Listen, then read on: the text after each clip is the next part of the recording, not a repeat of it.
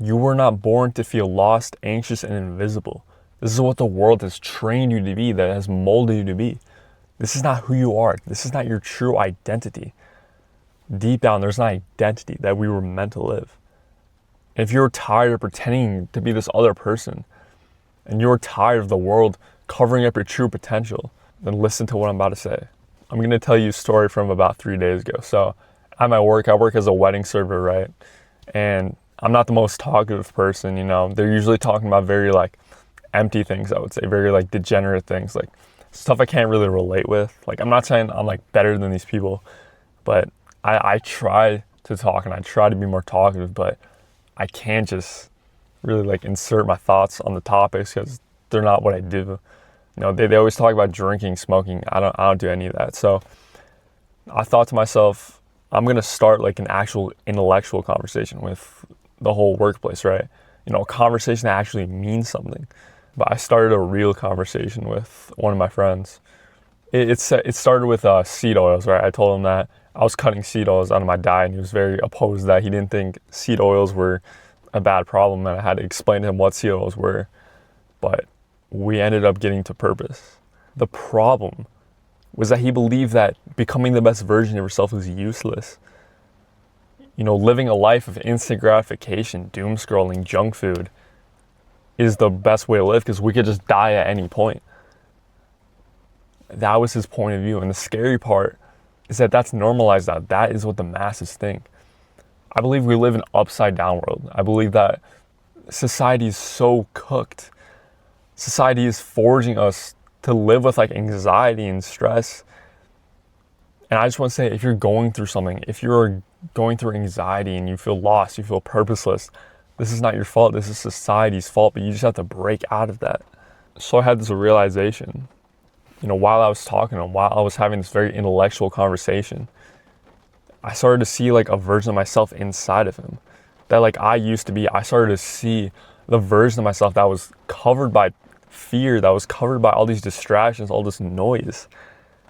And I had a realization that every single person has this identity inside of them. Every single person has that fire, has that hope inside of them to actually impact the world. Everyone has a purpose. God put him on this earth for a reason. When I first met him, I never thought we would have this conversation. I always thought he was kind of a degenerate. I never thought that he had this mind.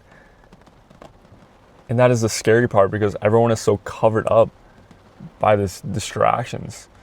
You know, people say like never judge a book by its cover, and that's so true. But when I started to actually cut these distractions, when I started to get closer to God, that is when I found my purpose. That is when I got truly happy.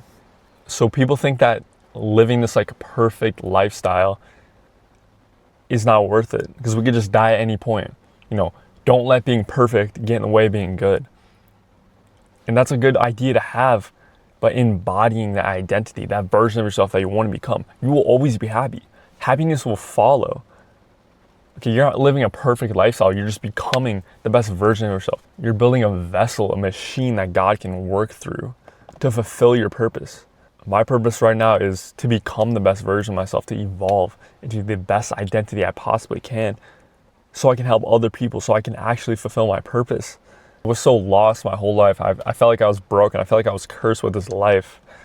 I would be up late at night just crying, just like wishing I had a different life. I started to align my mind, my body, and purpose. And I got this calling, I got this mission from God to help other people that were in the same position as me. I got this calling to evolve into this identity, to become an example, to become a leader for people that were just like me. And that is my mission. If you have this feeling of constant fear, this constant feeling of uncertainty, that overwhelming feeling, then that is a good thing. That is a wake-up call because you are not meant to feel this way. Start by identifying your environment, the habits that you're doing every single day, the people that you surround yourself around. It could be the music that you listen to, these little things that you may not even realize. Just pay attention, the food you're eating, the diet. These things impact you more than you even imagine. So cut it out, replace it with action, replace it with movement, fulfillment, things that actually make you happy. Think of all the things that make you happy. You know, are these distractions really worth it to cut in front of your purpose? We were born with an identity, a calling. I don't care who you are. I don't care about the thoughts that are going through your mind. You're put on this earth for a reason. So go after it, make an impact, and evolve into the identity that you were meant to live.